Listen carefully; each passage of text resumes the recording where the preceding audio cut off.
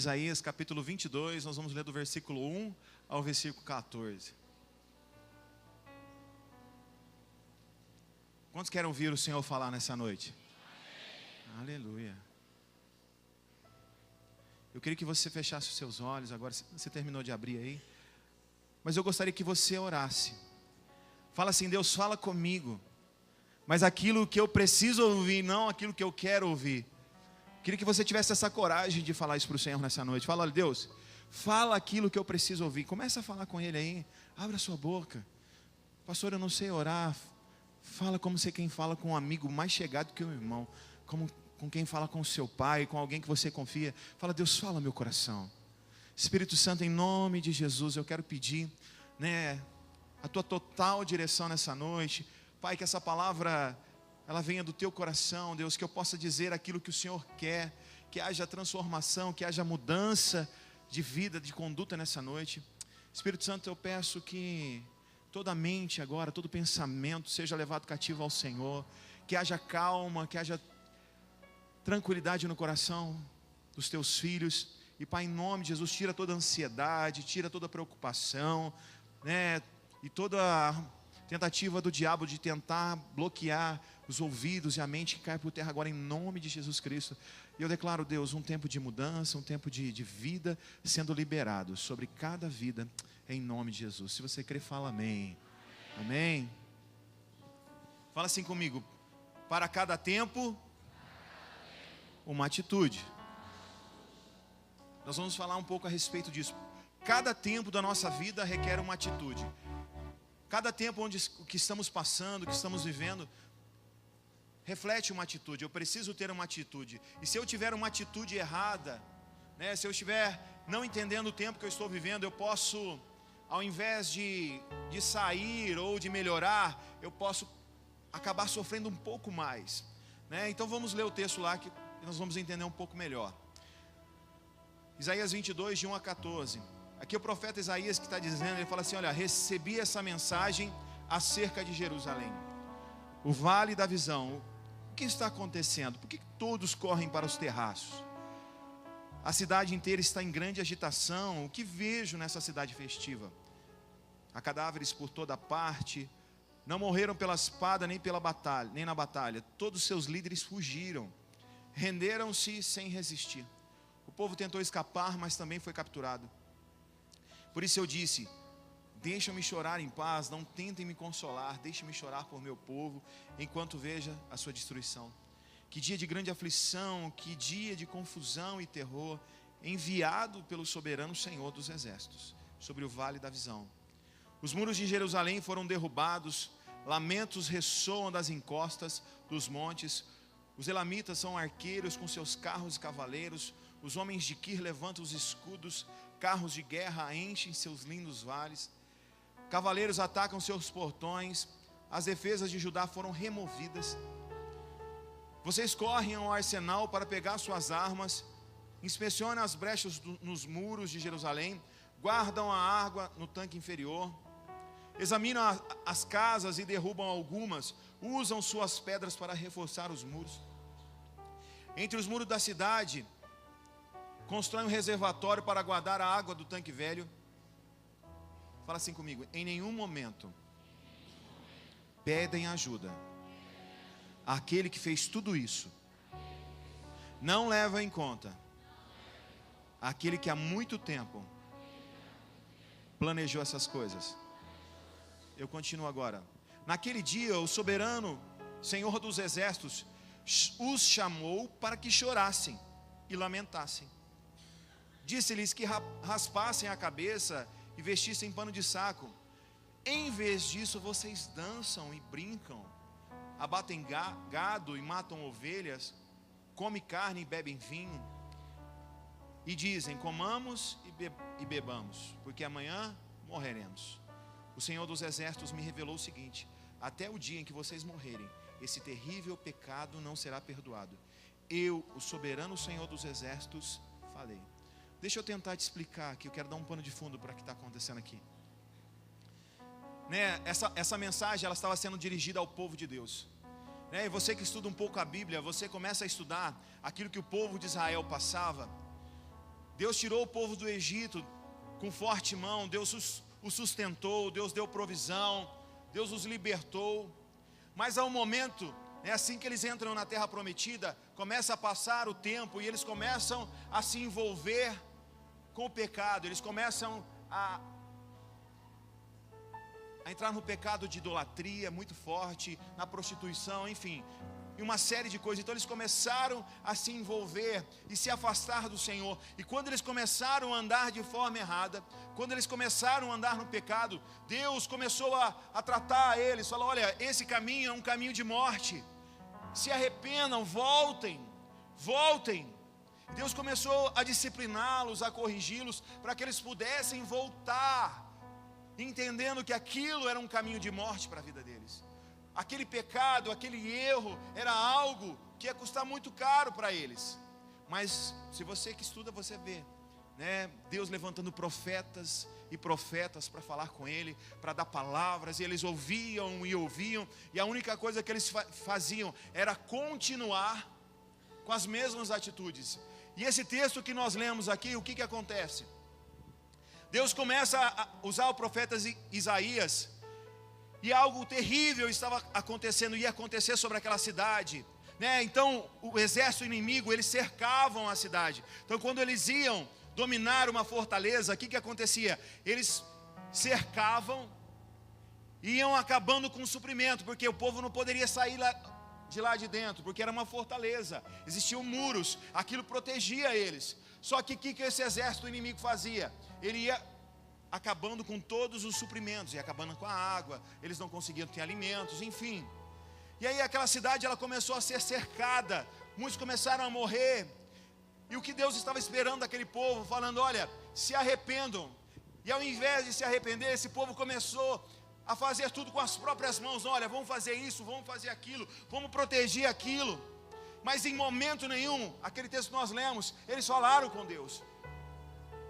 Eles não reconheceram e falaram: Deus nos ajude. Deus, olha, nós estamos andando de forma errada. E o texto continua dizendo que, ao invés de eles se lamentarem, porque Deus esperava deles, é o seguinte: olha, vocês precisam se arrepender.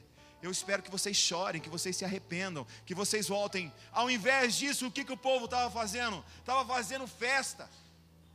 Olha, vamos comer, vamos beber, porque nós vamos morrer. E Deus estava dizendo: se arrependa, agora é tempo, não é tempo de festejar, não é tempo de vocês se arrependerem. E o versículo 14 diz: olha, o Senhor dos exércitos me revelou o seguinte: até o dia que vocês morrerem, esse terrível pecado não será perdoado. Você entende como isso é forte, irmãos? Esse povo, eles não estavam entendendo o tempo, ou não queriam entender o tempo. E o que eu quero falar com vocês nessa noite, eu quero trazer algo que o Espírito Santo trouxe ao meu coração. Você precisa compreender o tempo em que você está vivendo hoje. E de acordo com o tempo que você vive, há uma atitude, há algo a ser feito. Você precisa tomar uma atitude. E talvez por não saber o tempo que você está passando, você tem tomado atitudes erradas, que ao invés de te aproximar de Deus, tem te afastado da presença de Deus. Coisas têm acontecido, e você às vezes se questiona, não sabe o porquê. Mas em nome de Jesus Cristo, que haja uma revelação no seu coração, daquilo que você tem passado hoje. Se for tempo de se alegrar, vai ser tempo de se alegrar. Mas se for tempo de jejuar, tempo de chorar, que isso aconteça sobre você. Então, quando nós não entendemos o tempo em que estamos vivendo, temos atitudes erradas, e ao invés de nos tirar dessa situação, causa muito mais prejuízo. É mais ou menos assim, não sei quantos, acredito que todo mundo já foi no médico, né? Mas eu lembro quando levo minha filha no médico, porque criança sempre está resfriada, né? Aí você chega lá no médico e fala assim para ele, fala: olha, doutora, está com tosse. Aí ele pergunta assim: faz quanto tempo? Aí eu falo: faz tantos dias. É tosse seca ou tem catarro ou secreção? Aí você fala, aí ele vai perguntar: e qual que é a cor? Aí ele vai perguntar: tem febre? Sim ou não? De acordo com aquilo que eu falo para ele, ele vai tomar uma atitude.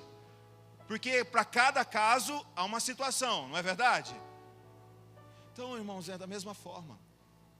O médico dos médicos está aqui nessa noite para dizer para você: olha, essa é a tua situação. Você vai falar para ele.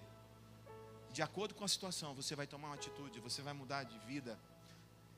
E eu quero falar de 3 tempos na vida de um cristão. Eu quero que você entenda, aqueles que servem a Deus, aqueles que são filhos de Deus. Eu quero, existem muitos outros, mas eu quero falar de 3 tempos.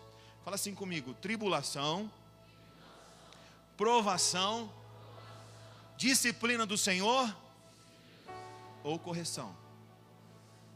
Então nós vamos falar sobre tribulação. O que é tribulação? O que é um tempo de tribulação? O que é um tempo de provação? E o que é um tempo onde o Senhor está te disciplinando, onde o Senhor está te corrigindo? E o primeiro tempo que nós vamos estudar, o que eu vou falar para vocês, fala assim comigo: tempo de tribulação.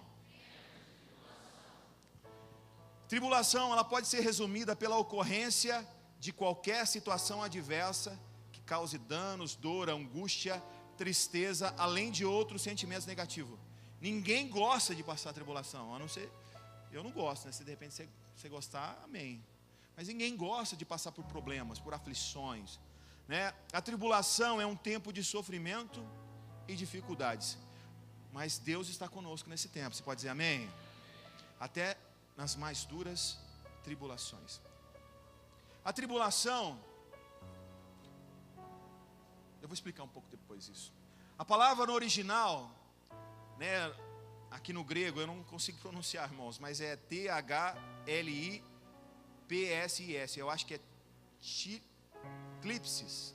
Ato de prensar, imprensar, pressão, aflição, tribulação, angústia, dilemas. Então, tribulação são situações que sempre vão existir nas nossas vidas. Coisas que vão nos ensinando no dia a dia. Perseguições, aflições, apertos. E vamos aprendendo a vencer e a conviver. A tribulação é uma preparação para a prova. Por isso é necessário estar atento para as lições. Então, o que é a tribulação? Todo cristão vai passar por tribulação. Você querendo ou não, você vai passar por tribulação. João 16:33, a palavra do Senhor diz assim: no mundo tereis. Se você for pegar essa palavra no original, tribulação, aflição, angústia, é a mesma. Então Jesus está dizendo para nós assim: no mundo tereis tribulações. O cristão, ele vai passar por problemas. Se você aceitou a Jesus Cristo, querido, entenda que você tem um Deus que caminha contigo, mas você passará por problemas, você terá situações adversas, você terá situações que vão te apertar, que vão te pressionar, e às vezes você vai falar: nossa, a vontade de desistir, mas eu quero te dar uma palavra de ânimo, querido. O Senhor é contigo, amém? Por exemplo, hoje eu estudo, né? Eu faço teologia. E às vezes quando eu estou fazendo ali as aulas, e tem umas matérias que são difíceis, eu falo: Espírito Santo, eu preciso muito da ajuda. Que difícil. Porque você começa a estudar aquilo ali, é algo diferente. Mas se eu não prestar atenção nessas matérias, a hora que chegar a prova, eu reprovo. Então a tribulação nada mais é que são situações, são lições que você vai passando dia após dia, para quando chegar a prova, você ser vitorioso, ser aprovado. Eu vou explicar o que é a prova. Por isso que você precisa entender o que eu estou vivendo hoje. Eu estou passando por uma tribulação ou estou passando por uma prova? Vamos chegar na prova. Sabe, queridos, talvez a tribulação pode ser uma pessoa da sua família que morreu. Algo que te angustia, uma tristeza, uma pessoa doente. Essa tribulação tira a tua paz. Mas para que serve a tribulação, querido? É para você ver Deus andando com você. A tribulação não é para te desanimar, é pelo contrário, é para você ver que Deus está com você, caminhando lado a lado. Você pode dizer amém? Estão comigo aqui, amém, irmãos? A tribulação serve para isso. Porque quando eu começo a andar com Cristo, eu começo a passar por tribulações, eu passo por dificuldades, mas Deus está ali comigo, que nem um bebê. Você que nem um bebê para Deus, e Deus está ali te pegando, Deus está cuidando de você, e está falando assim: filho, olha, sente que eu estou perto de você. A tribulação são lições que você precisa aprender. Todos nós vamos passar, eu e você, todo cristão, todo aquele que é filho de Deus, vai passar por tribulações. Pastor, eu não quero passar. Não tem escolha, eu quero dizer isso para você. Jesus disse: no mundo tereis, mas Jesus disse: tem de bom ânimo. Fala assim comigo: bom ânimo. Não, acho que pode ser melhor, não pode? Vira para o teu irmão e fala assim: tem coragem, irmão. A primeira atitude que eu preciso ter é ter bom ânimo. Seja corajoso, entenda que Deus está comigo. Então eu vou estar animado, porque eu posso passar a tribulação, mas Deus é comigo. Aleluia. A palavra do Senhor lá em Atos 14, 22 fala assim: fortalecendo os discípulos, encorajando-os a permanecer na fé, dizendo: é necessário que passemos por muitas tribulações para entrarmos no reino de Deus. Ah, pastor, eu não gosto de passar tribulação. É necessário. Romanos 5, 3 e 4. Coloca lá para a gente ler junto. Não só isso, mas também nos gloriamos nas tribulações, porque sabemos que a tribulação produz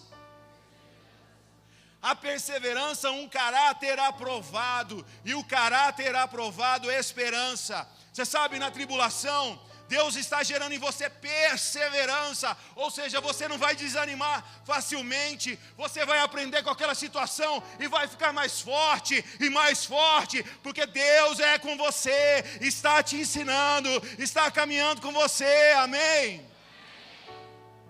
A tribulação não é para te matar, a tribulação é para você estar mais perto de Deus, é o Senhor te ensinando, é o Senhor cuidando de você, querido. Você precisa compreender essas coisas. Pastor, eu não gosto de passar tribulações. Se glorie, porque Deus sabe fazendo o quê? Sabe aquela pessoa medrosa, aquela pessoa que antes qualquer problema tirava o seu chão, aí você começa a passar por tribulações, e Deus começa a andar com você, e você começa a ter o quê? Confiança, porque Deus está mudando o seu caráter. Aí você vai ficando mais perseverante. Qual a atitude que eu preciso ter na tribulação? Porque se eu entendo, para cada tempo eu tenho uma atitude. Mas pastor, qual que é o tempo? Qual que é a atitude que eu preciso ter nesse tempo de tribulação? Eu já falei, mas eu vou falar de novo. Fala assim comigo: bom ânimo.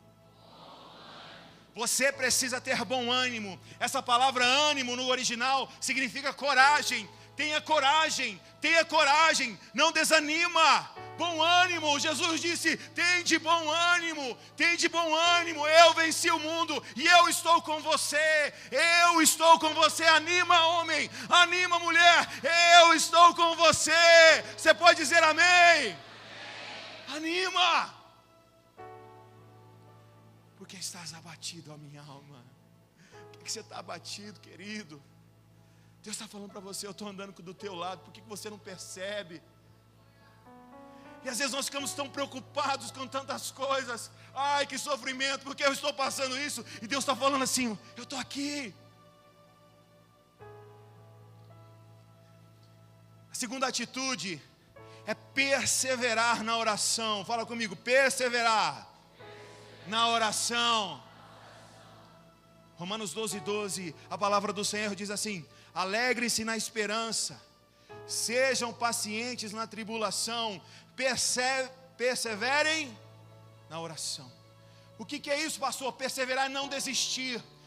A tua atitude diante de uma tribulação é perseverar, é orar mais, é buscar mais, é ser mais íntimo de Deus. E ao invés disso, muitos têm ficado murmurando, reclamando, e Deus está falando: filho, persevera, Ora um pouco mais, porque eu quero me revelar a você.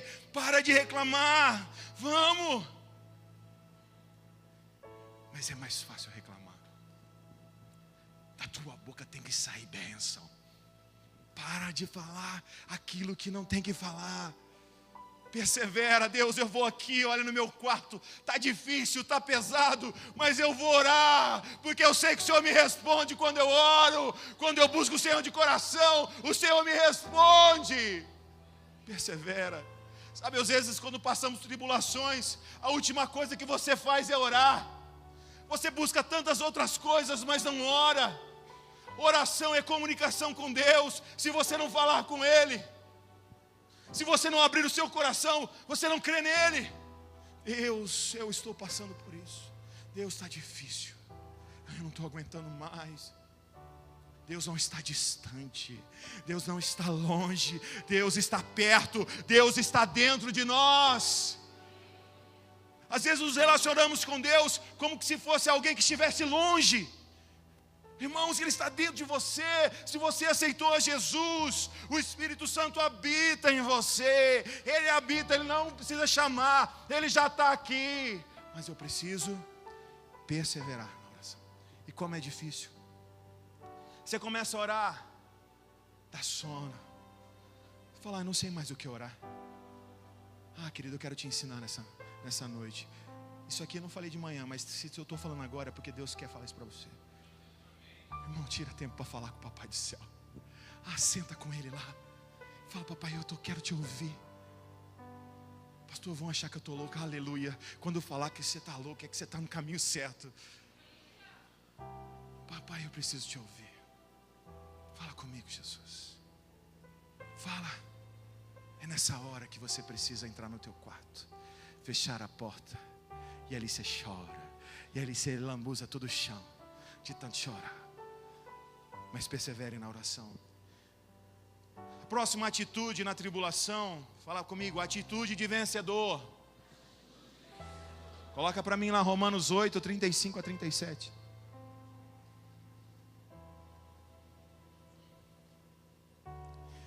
Quem nos separará do amor de Cristo? Será a tribulação, ou angústia, ou perseguição, fome, ou nudez, ou perigo, ou espada?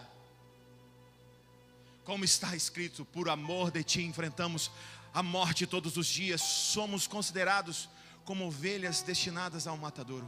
Mas em todas estas coisas, na angústia, na perseguição, na tribulação, somos mais que vencedores, mais que vencedores, mais que vencedores, por meio daquele que nos amou. Aleluia! Você é mais que vencedor. Você não é vencedor, você é mais que vencedor. Porque está abatido, porque estás abatido, você é mais que vencedor. A próxima atitude na tribulação, fala comigo, aprender para ensinar. 2 Coríntios capítulo 1, versículo 3 e versículo 4.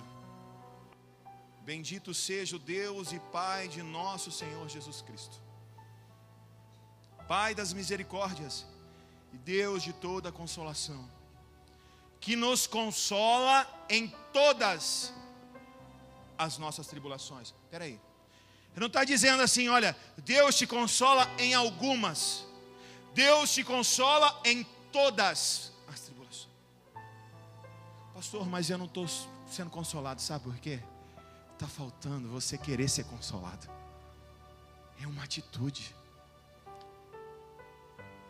Para que com a consolação que recebemos de Deus, possamos consolar os que estão passando por tribulações. Sabe, Deus está te ensinando hoje. E o que você precisa fazer? Eu preciso aprender.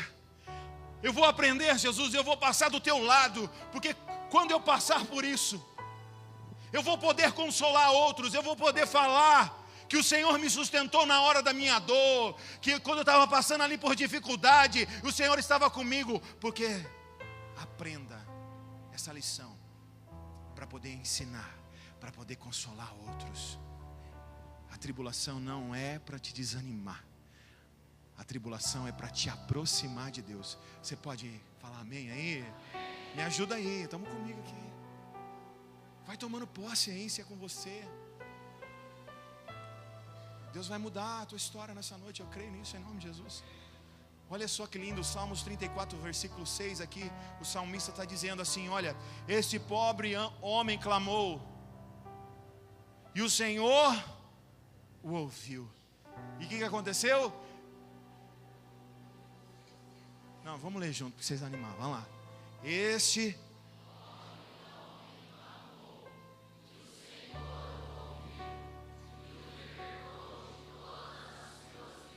aleluia! Talvez você é esse pobre homem hoje, mas você precisa clamar e clamar, porque o Senhor ouve aqueles que clamam, aqueles que buscam, aleluia. O segundo tempo que eu quero dizer é o tempo de provação. Fala comigo, tempo de provação. A provação é quando a nossa fé é testada. Nos tempos difíceis nós podemos abandonar Jesus ou continuar crendo nele. A provação mostra se nosso amor por Jesus é verdadeiro ou só uma atitude egoísta e interesseira. Ninguém gosta também de passar por provações. Mas esses momentos ajudam a amadurecer e fortalecer a fé. Quem já superou uma provação encontra mais força em Jesus. A provação ela não perdura para sempre. E um dia nós vamos receber a recompensa por resistirmos à provação. Lembra que eu falei? As tribulações são como lições que aprendemos dia a dia. Porque vai chegar o dia onde você devidamente vai ser provado. É diferente, pastor, mas na prova pode ter tribulação? Sim, pode. Mas eu quero te mostrar que é diferente uma provação. Uma provação é algo, uma dificuldade, algo que você está passando, que Deus quer te levar para um nível diferente. Quer te levar a um nível de intimidade, de relacionamento, muito além daquilo que você tem vivido. E todos nós que estamos em Cristo, vamos passar por provações. Jó foi um homem que foi provado. E eu quero dizer algo para você. Jó não foi provado porque ele estava em pecado. Jó não foi provado porque ele estava andando de forma errada. Mas pelo contrário, coloca lá Jó 1, versículo 1. Na terra de Uz vivia um homem chamado Jó. Ele era o quê? Homem e justo. Temia a Deus e evitava. A prova é para aqueles que estão em Cristo e não estão em pecado. É algo para poder testar, para mostrar para você mesmo que nível de fé você está, que nível de fé você está andando. E algumas provas começam a acontecer na nossa vida, para que você veja qual a tua situação atual. Quando nós começamos a ler Jó, no começo do livro fala, olha, Jó era um homem justo, íntegro, que se desviava do mal. E aí nós vemos ali Deus permitindo que Satanás tentasse a Jó. Vou dizer para você, Deus permite que você seja peneirado. Mas para quê? Para te destruir? Não, para que você seja aprovado, para que você saia dessa prova mais forte, para que você saia conhecendo quem é Deus, o que Ele pode fazer. Irmãos, uma coisa é ouvir de Deus e outra coisa é andar com Ele. Uma coisa é saber que Deus faz milagre e a outra coisa é dizer, eu vivi um milagre. É isso que é a prova. Jó 42, 5. Coloca para mim. Isso mesmo. Olha o final. Isso aqui é o final do livro. Olha o que ele está dizendo. Meus ouvidos já tinham ouvido a teu respeito, mas agora os meus olhos te viram. Aleluia. A prova, ela serve para te fortalecer e para mostrar para você mesmo o teu nível de fé e para que você possa ver o milagre. Irmãos, não estamos numa religião, estamos servindo a um Deus vivo. Se você está vindo na Comufé atrás de uma religião, irmão, você está perdendo o seu tempo. Você tem que vir aqui atrás de Jesus, que é pregado nesse lugar, porque é Ele que muda a tua vida. Irmãos, Jesus prova, Jesus me prova, Jesus te prova, para que você possa experimentar coisas novas. Coisas novas, intimidade nova. Eu quero falar para vocês de alguns homens, além de Jó, que foram provados. Coloca para mim Gênesis 22, versículo 1.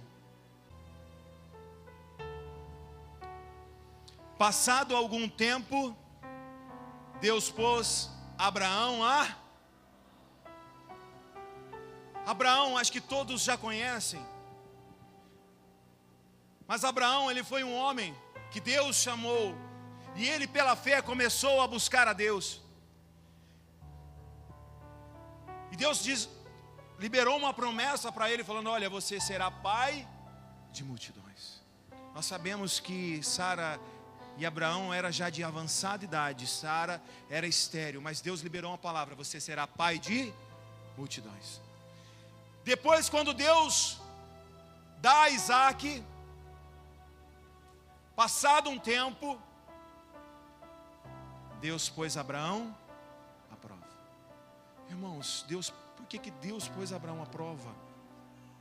Porque Deus não amava Abraão? Não, porque Deus queria liberar mais para ele, mais e mais. E uma coisa interessante, e essa prova que ele tinha pedido era para sacrificar o filho que Deus tinha dado para ele. Eu fico imaginando, irmãos, eu não sei você, mas eu preciso falar a verdade. Eu ia falar: Deus, mas por que meu filho o Senhor me deu e agora eu tenho que oferecer? Como assim? Não estou entendendo. Você sabe qual o problema? Nós chegamos para Deus sem nada.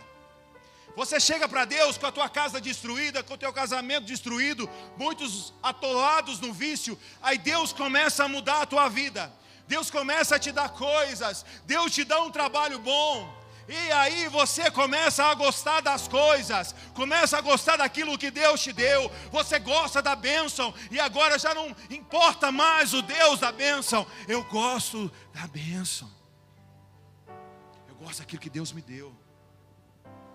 E aí Deus, quando vê você se apegando, Ele diz: olha, é hora de sacrificar. Quantos trocaram o Senhor pela bênção? Quantos abandonaram? Já não priorizam mais a presença de Deus por causa da bênção que Deus te deu? Irmãos,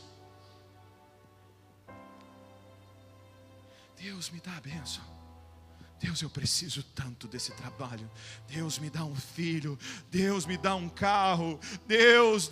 E Deus fala: filho, eu te dou. Aí chega na hora, agora eu preciso cuidar. Deus, o Senhor entende, né? Quantos têm sido reprovados na prova porque se apegaram às coisas? Você tem se apegado àquilo que Deus te deu. Deus é mais importante. Ele é a fonte de todas as coisas. Abraão foi reprovado porque ele disse: não importa, Deus, foi o Senhor que me deu, e eu vou entregar porque é o Senhor que me deu. Quantos Deus tem pedido? Eu não quero te induzir a nada, mas eu quero que você pense: quantas coisas você tem trocado, coisas que o Senhor te deu, e hoje você abriu mão por causa do Isaac. Deus, o Isaac é muito bom. Irmão, não podemos. Mas Abraão, eu quero continuar a mostrar a atitude desse homem. Hebreus 11, 17 a 19. Estão entendendo? Amém? Aleluia. Pela fé, Abraão, quando Deus o pôs à prova, ofereceu Isaac como sacrifício. Aquele que havia recebido as promessas estava a ponto de sacrificar o seu único filho. Embora Deus lhe tivesse dito, por meio de Isaque, a sua descendência será considerada. Eu fico imaginando, aqui nós vamos continuar. Deus, mas como que eu posso sacrificar Isaque? O Senhor falou que através dele que vai vir minha descendência. Eu não posso. Ele não questionou isso, e ali está dizendo isso. Abraão levou em conta que Deus pode ressuscitar os mortos. E olha só, figuradamente recebeu Isaque de volta dentre os mortos. Como assim, pastor? Mas Isaque não morreu, você sabe por quê? Porque Abraão já tinha sacrificado Isaque no coração. Ou seja, Deus, não importa a bênção, o que importa para mim primeiro é o Senhor. Abraão foi o quê? Aprovado. Aprovado. E aí nós vemos a prosperidade, a bênção que estava sobre Abraão. Por quê? Porque ele foi provado, mas saiu disso aprovado. Saiu dessa prova aprovada. Sabe, queridos, quantos de nós temos sido provados? Você tem aprendido dia após dia, tem ouvido a semana após semana. Você tem passado por tribulações, situações onde Deus tem ensinado para você: olha, não pode, cuidado com isso. Deus está te ensinando e você tem aprendido. Aí chega na hora da prova, você tem atitudes erradas. Quantos aqui aprenderam? Olha, nós sabemos que a mentira é algo. Quem é o pai da mentira? É o próprio diabo. E aí você está no teu trabalho, aquele dia está tudo bem, aleluia, glória a Deus. Aí teu patrão está lá do seu lado e alguém liga para você e diz assim: eu quero falar com fulano, que é o seu patrão. Aí você baixa e fala: olha, quer falar com você? Fala que eu não estou. Não, ele não está. Você foi aprovado? E aí você sabe o que vai acontecer? Você vai começar a passar. Você foi reprovado. E aí você vai passar por situações até você aprender. Vai continuar passando pelas mesmas tribulações, porque você ainda não aprendeu o suficiente para passar na prova. Sabe, queridos, quantas pessoas Deus tem abençoado? Quantas pessoas Deus tem cuidado de você de todos os lados? Mas lá na célula eu tive um problema. A célula já te acolheu, o seu líder te amou, algo sobrenatural aconteceu. Mas aquele dia, sabe, pastor, uma irmã olhou torto para mim. Ah, o senhor não sabe o que ela falou. Vou abandonar, eu preciso abandonar tudo. Você foi aprovado?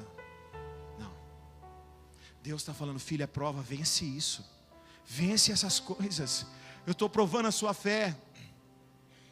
Eu estou provando a sua fé. O povo no deserto foi aprovado. Deuteronômio capítulo 8, versículo 2.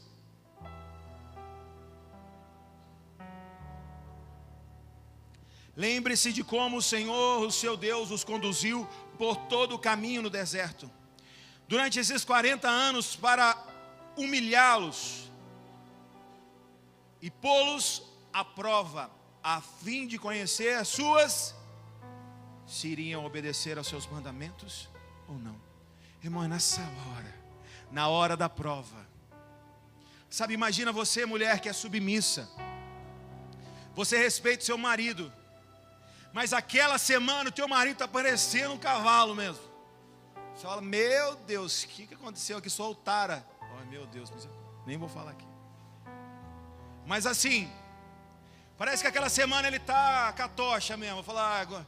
E aí você fala: Deus está dando oportunidade, está te provando, para ver se você é fiel mesmo. E aí você chega e fala: eu vou largar desse infeliz, que eu não aguento mais. Não sei o que nada. Você passou na prova? Não. Irmãos, é nessa hora da dificuldade. E eu entendo que Deus permite, como foi com Jó, Deus permite você ser peneirado. Deus permite, né? A palavra no original aqui, querido, ela fala realmente de apertar, de peneirar. Deus quer te provar. E aí você vai ver, sabe, quando você passa por prova, quem vai ver se Se conhecer é você mesmo. E quantos têm sido provados e têm sido reprovados? Quantos? Eu me lembro de uma situação, eu quero falar para vocês, acho que quando a gente ilustra fica um pouco mais fácil. Eu já caí na igreja aqui de verdade, me machuquei nessa escada e nessa aqui também. Vocês riram, mas não foi com vocês, mas eu machuquei. Nessa aqui eu machuquei os 2 pés, nessa aqui eu quebrei o braço. Então assim, ninguém entende que eu fico aqui, desce moleque. Mas irmãos, quando eu caí aqui, na verdade eu estava lavando a igreja, nós estávamos lavando as cadeiras, eu escorreguei e caí sobre o braço. E eu senti uma dor assim terrível, foi algo terrível, né? Realmente aí o pessoal me levou para o hospital. Enfim, precisou engessar o braço, não tem nada de sobrenatural disso, irmão. Mas eu sempre fui uma pessoa bem agitada, então assim, eu trabalhei 9 anos sem tirar férias, depois fiquei uma semana em casa e trabalhei mais 4 sem tirar férias. Eu não tinha o hábito de parar, né? Eu acho que, igual a minha mãe meio acelerada, um monte de coisa, e aquilo começou a me fazer mal. Eu ficar em casa, eu comecei a passar mal, e aquilo começava a vir uma angústia dentro do meu coração, uma depressão, uma tristeza. Irmão, mas era um braço quebrado. Você pode falar, irmão, mas naquela época, isso faz uns bons anos já, o meu nível de fé não suportava ficar parado, porque a minha alegria ainda estava no meu trabalho. Eu gostava de trabalhar, eu me sentia útil em fazer as coisas. E aí Deus mostrou para mim e falou: olha, a tua alegria não está em mim, a tua alegria está em fazer coisas, em estar no trabalho. Você precisa parar e olhar para mim. Irmão, eu lembro daquele tempo, né? A minha esposa sabe muito bem o que eu passei. Eu ficava chorando, aquela tristeza, aquela angústia. Mas eu lembro quando Deus falou comigo numa reunião de oração. E eu lembro, falei assim: Deus, o Senhor é a minha alegria. Eu já venci, eu já passei. Eu lembro que Deus usou a vida da pastora Renata como profeta, que veio e disse para mim: você entrou na prova e foi aprovado. Eu, aleluia, irmão. E Deus me derramou uma unção de alegria aquele dia. Eu ri pra caramba. Nossa.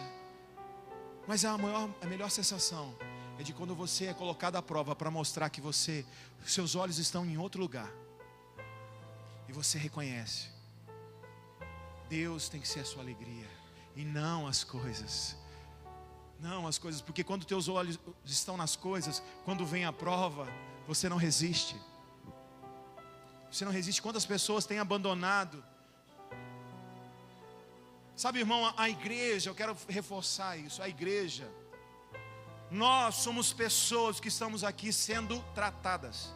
Todos, não tem um que não tem problemas, não tem um que não tem algo para ser mudado. Se você não tem, irmão, você já tinha que estar no céu. Então você está aqui, é porque você tem alguma coisa para ser mudado, amém?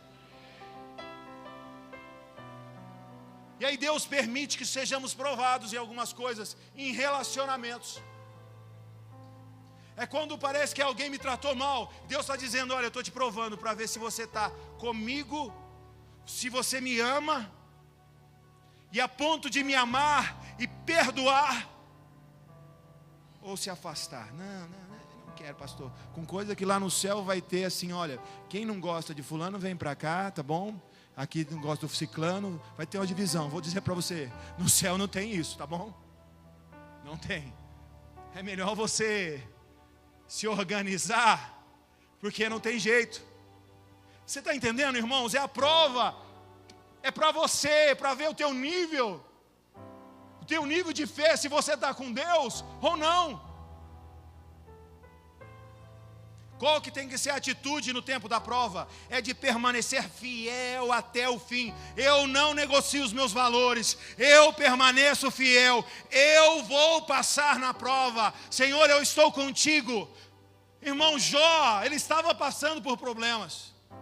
Irmãos, ele perdeu a família dele, ele ficou doente. Os amigos começaram a perturbar ele. Na hora da prova, às vezes a gente fica enfraquecido, porque Deus está falando para você: você é fraco mesmo, você precisa de mim, você precisa de Deus. Eu não sei qual prova você está passando, querido, mas a tua atitude tem que ser de permanecer fiel. Eu permaneço fiel ao meu Deus, ao meu Jesus. Ele morreu por mim. Eu não te troco, Jesus. O Senhor é mais importante.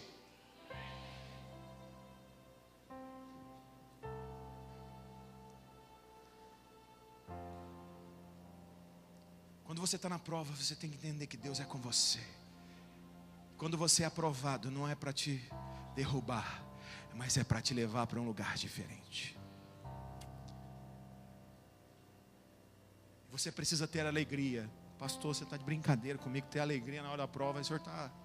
Não. Eu lembro uma vez que o pastor Marcos, ele pregou, ele falou, quando a prova chega, irmãos, a tua atitude não é de ficar desanimado, mas tem que falar, opa! Sabe por quê? Deus está te levando para um novo nível. Você vai sair dali aprovado. Eu entendo, sabe, queridos, que tem pessoas que estão perdurando na prova por muito tempo. Você sabe por quê? Porque você não aprende. Sabe aquele aluno repetente que fica... Sabe, quando você aprende com as tribulações, quando chega o tempo da prova, você vai passar e você vai entender, Deus é comigo. Então todas as tribulações que vão acontecendo, quando eu sou provado, quando chegar a hora da prova, eu estou pronto para passar. Eu continuo crendo em Deus, eu continuo entendendo que Deus é comigo. Você já viu na escola, né? No dia de prova você sabe quem que estudou e quem não estudou, não é verdade? Tem aqueles que já, nossa, ai. E tem aqueles mais exibidos que estudou que fica, eu sei tudo. Eu quero que você seja esse exibido aí mesmo. No bom sentido, amém? Não, eu passei por tantas tribulações que eu sei que Deus ele vai me... É mais uma. É a prova, Deus. Amém. O Senhor vai me fazer vitorioso. Oba, vamos embora. Tiago, capítulo 1, versículo 2, versículo 4. Eu já estou terminando já. Meus irmãos, considerem o motivo de grande... Não, vamos falar junto. Grande... O fato de passarem por diversas provações, pois vocês sabem que a prova da sua fé produz perseverança. O que é isso, pastor? Você não vai desistir fácil.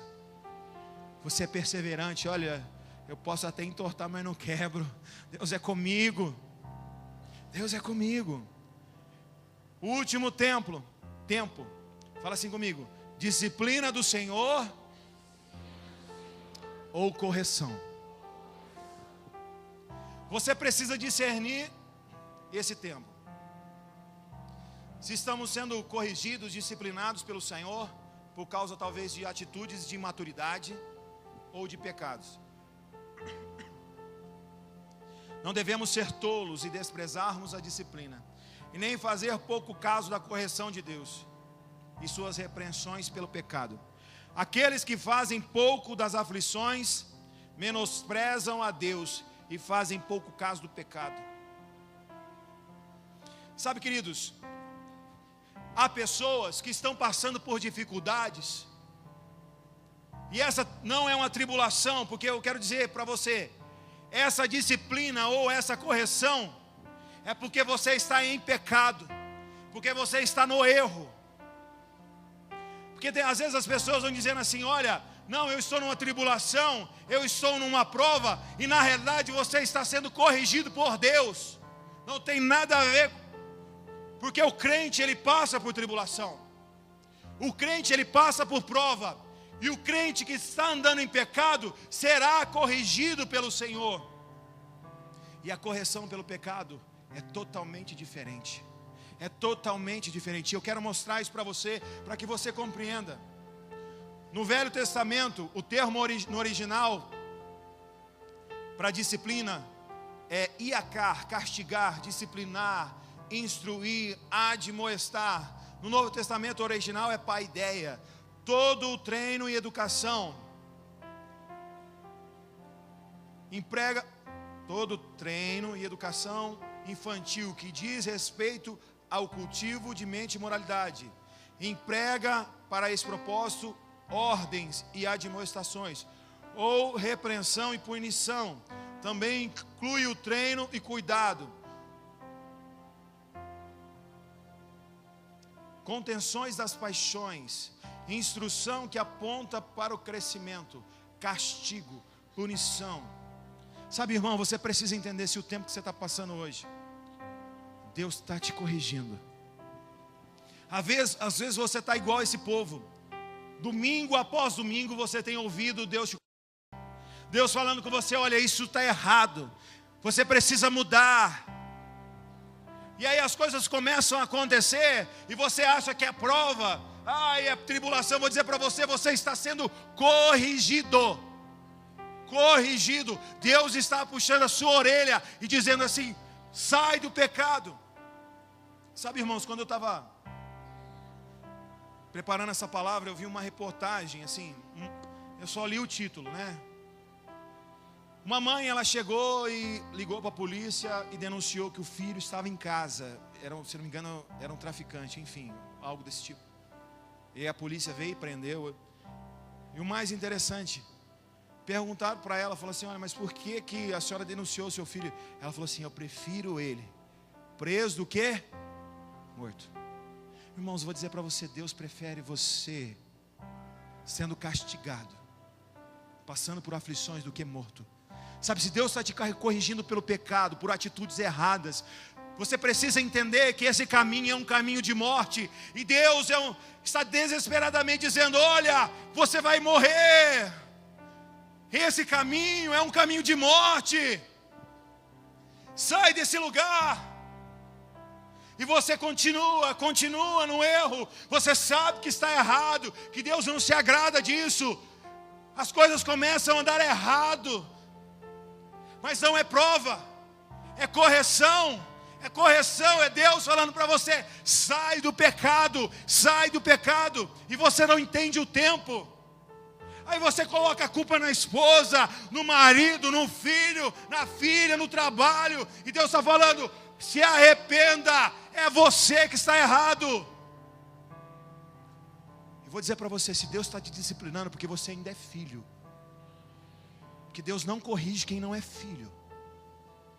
Aproveite. Coloca para mim o texto de Hebreus 12, de 5 a 12. Vocês esqueceram da palavra de ânimo que ele lhes disse, lhes dirige como a filhos. Meu filho, não despreze a disciplina do Senhor, nem se magoe com a sua repreensão, pois o Senhor disciplina a quem ama, e castiga todo aquele que aceita como filho. Suportem as dificuldades, recebendo-as como disciplina. Deus os trata como filhos. Ora, qual é o filho que não é disciplinado por seu pai? Se vocês não são disciplinados, e a disciplina é para todos os filhos, então vocês não são filhos legítimos, mas sim ilegítimos. Além disso, tínhamos pais humanos que nos disciplinavam e nós os respeitávamos. Quanto mais devemos submeter-nos ao Pai dos Espíritos, para assim vivermos. Nossos pais nos disciplinavam por curto período, segundo lhes parecia melhor, mas Deus nos disciplina para o nosso bem, para que participemos da sua santidade. Nenhuma disciplina parece ser motivo de alegria no momento, mas sim de tristeza. Mais tarde, porém, produz fruto de justiça, de paz, para aqueles que por ela forem exercitados. Portanto, fala comigo, fortaleçam as mãos enfraquecidas e os joelhos vacilantes. Irmão, se você ainda está sendo corrigido porque você é filho, porque Deus te ama e está dizendo: sai, para com essa atitude, para com esse erro, para. Quantos têm vivido na prática do pecado e agem como se Deus fosse cego? Eu vou dizer, Deus não é cego. E você continua nessa prática e as coisas começam a andar errado. Ai, Deus está me provando, Deus está te corrigindo, é diferente. Por isso que se eu não entendo o tempo, eu não tenho uma atitude correta. Eu preciso analisar a mim mesmo e entender, será que é uma tribulação, é algo que eu vou passar? Será que o Senhor está me provando? Ou sonhar que eu estou em pecado. Irmãos, se você que está em pecado, o Espírito Santo tem mostrado para você. Quando eu estava preparando essa palavra, Deus falou muito forte comigo. Há pessoas que têm passado dificuldade, estão aí patinando, estão no erro, sabem que estão no erro, mas não querem abandonar. Irmãos, se arrepende. Deus, essa palavra, sabe para que é? É Deus dizendo assim: filho, eu te amo. Sai, esse caminho seu vai te matar. Escuta eu te dizendo. Escuta, olha, escuta, eu não quero ver você morto. Volta, se arrepende, para com isso. Mas nós queremos ser independentes, queremos fazer do nosso jeito. Irmãos, Deus nos corrige. Que pai que não corrige, né? Eu tenho a minha filha. E vou dizer para você, ela faz arte, viu? E bastante. Eu me lembro que eu lembro de um dia que foi um pouco mais, né? Mas e aí quando ela faz birra, enfim, né? Faz arte mesmo. E aí eu pego o amor cumprido. Sabe o que é o amor cumprido ou não? A vara, entendeu? Aí você pega o amor cumprido e demonstra amor para ela. Então assim, eu lembro que eu peguei essa varinha e falei: olha filha, você está fazendo isso. Mas todas as vezes que eu corrijo de verdade, né? Eu sempre falo isso com a minha esposa. Da mesma forma que eu estou falando com você, não com raiva. Porque senão não tem efeito. Não tem. Na verdade eu corrijo, eu falo: olha, você está fazendo por isso, por isso, por isso. Irmãos, quantas vezes, né? Eu lembro desse dia, eu peguei um pouco mais pesado com ela. Falei: olha, você não pode tratar as pessoas. Enfim, eu lembro uma situação que eu corrigi ela. E ela chorou, chorou, chorou. Aí daqui a pouco o irmão passou uns 15 minutos. Ela falou assim: oi paizão. Pensa num trem meloso. E vinha, abaixava, e beijava, e abraçava, e beijava. Eu falei: nossa, tá bom filha, chega. Mas ela ficou, pai, sentava no meu colo e me abraçava. Você sabe por quê? Porque o filho que sabe que está sendo corrigido e sabe que é para o bem dele, irmãos, ele vai aceitar a disciplina. E às vezes você está sendo disciplinado por Deus, você está, não vou fazer. Não, eu faço do meu jeito. Igual o pastor faz, né? Faz biquinho. Mas é verdade. Às vezes nós agimos como sabe aquelas crianças birrentas? Que é do meu jeito. Não, Deus, não, vou te dizer, não. Irmãos, cresce, amadurece. Quantos têm andado no pecado? Quantos têm andado de forma errada? E aí às vezes você fica tentando achar justificativas, achar meios para se justificar. Segunda Deuteronômio capítulo 8, versículo 5, a palavra do Senhor diz assim: saiba, pois, em seu coração que assim como um homem disciplina o seu filho, da mesma forma o Senhor, o seu Deus, os disciplina. 2 Samuel 7,14, a palavra do Senhor diz assim: eu serei seu pai e ele será meu filho. Quando ele cometer algum erro, eu o punirei com o castigo dos homens, com açoites aplicados por quem? Aí você está passando aquela situação lá e tem alguém que está te perseguindo mesmo. É Deus permitindo. É Deus permitindo você ser açoitado, para que você entenda, se arrependa e volte para trás. Fala: Deus, amém, eu entendo a correção. Qual que é a atitude? Só existe uma atitude no tempo de correção, no tempo de disciplina. O Senhor espera que você se arrependa. Arrependimento. Não tem outra atitude. Se você não se arrepender, irmãos, coloca para mim Provérbios 29:1. Você vai passar e ficar e ficar. Quando você lê a Bíblia, você vai ver Deus enviando profetas e profetas, você não ouvindo palavras e palavras, e nada muda, porque você não se arrepende. Arrependimento é mudança de atitude, é dizer: eu estou errado, então eu viro para cá e vou fazer o certo. É arrependimento. Arrependimento. Não há outro caminho, não tem o que fazer, é você arrepender. Eu me lembro uma vez que eu aconselhei uma pessoa, e ele era um empresário. E aí ele começou na prática do pecado. Eu lembro que eu falei para ele: olha, cuidado que esse aí é um caminho de morte para você. Cuidado que esse é um caminho de morte para você. E eu me lembro que eu falei assim: mas eu estou prosperando, pastor, está dando tudo certo. Irmãos, eu falava para ele, falei, meu filho, abre os teus olhos. Olha o jeito da tua casa já. Não, mas... Provérbios 29:1. Um homem que muitas vezes corrigido endurece a cerviz e será quebrado. Vamos lá. Quem insiste no erro, depois de muita repreensão, será destruído sem aviso e irremediavelmente. Não tem mais remédio. Às vezes você tem sido corrigido. Deus é um pai zeloso, como foi com Israel. E corrigido, e corrigido, e corrigido, e corrigido. Mas você insiste no erro.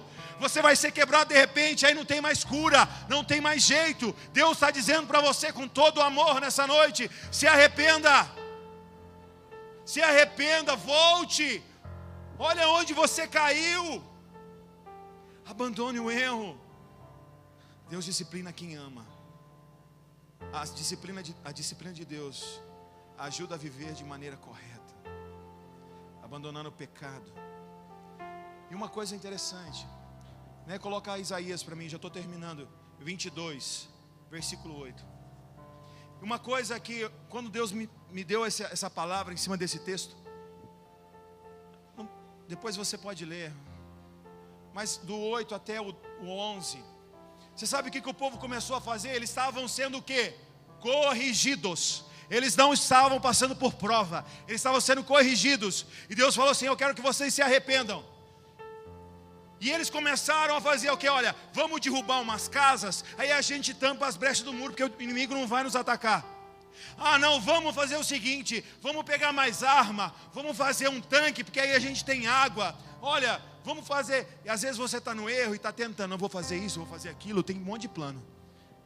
Mas a única coisa que você não faz, que o texto diz, você não tem orado, você não tem clamado e falado: Deus, eu me arrependo. Não adianta, você vai acabar com os teus recursos e a tua situação não vai mudar, porque o que precisa é de arrependimento. E o que mais me chama a atenção, irmãos, coloca lá para mim o versículo 12. Naquele dia o soberano, o Senhor dos exércitos, os chamou para que eles estavam passando por aquela dificuldade, sendo corrigidos por causa do erro. E Deus chamou eles para quê? Para que chorassem e pranteassem, arrancassem os seus cabelos e usassem vestes de lamento.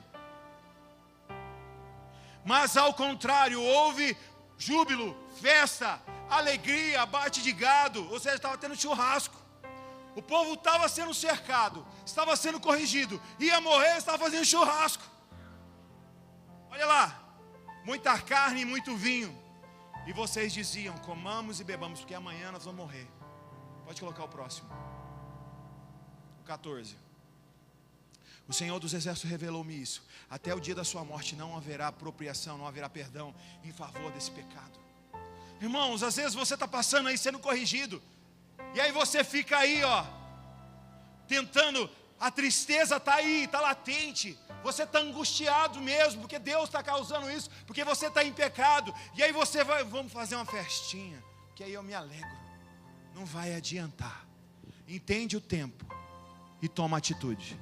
Entende o tempo e toma atitude. E atitude no tempo do erro, no tempo da correção, é uma só: é arrependimento. Sabe, eu não sei, eu queria que você fechasse seus olhos, eu estou terminando mesmo. Mas irmãos, o pecado é como uma cera nos teus ouvidos, que tem te impedido de ouvir a voz de Deus. O pecado, o diabo tem colocado isso no seu coração, e você tem permitido. Quantos aqui têm vivido no erro? E Deus tem falado para você, e falado para você, e falado para você, e você diz: olha, eu vou fazer isso. Não, sabe o que é? Eu vou dar um jeito. Você fica tentando tampar buraco. Eu vou dizer para você: você precisa se arrepender. E essa palavra eu quero dizer de todo o meu coração: não é uma palavra de peso para você, é uma palavra de amor. Você sabe por quê? Porque Deus está te corrigindo. Se Ele está falando com você nessa noite, que Ele está dizendo assim: eu quero mudar a tua situação, filho. Eu quero mudar a tua vida. Eu quero mudar. Chega, olha, esse caminho é caminho de morte. Para de sofrer à toa. Se arrependa, porque essa obstinação, porque essa teimosia, porque... Deus está falando para você: para de teimar, se arrepende, sai desse vício, pastor, é só uma maconha, sai desse vício, é só uma bebidinha, sai desse vício, é só uma mentiria, sai do pecado. Não, pastor, mas eu tenho meus motivos. É só uma ira santa. É só uma magoazinha no meu coração. É só isso, pastor. Se arrepende. É Deus falando para você. Se você crê, querido, se arrepende. Deus está dizendo: eu amo você. Não quero ver você perecer. Se arrependa. Deus é um Deus de amor, de misericórdia. O amor de Deus está nesse lugar. É sua atitude.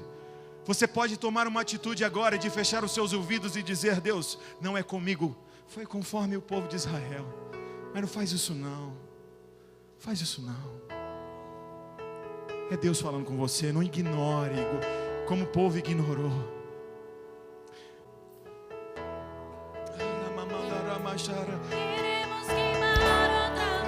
Fala com o Senhor, fala. Diz para Ele. Diz para Ele.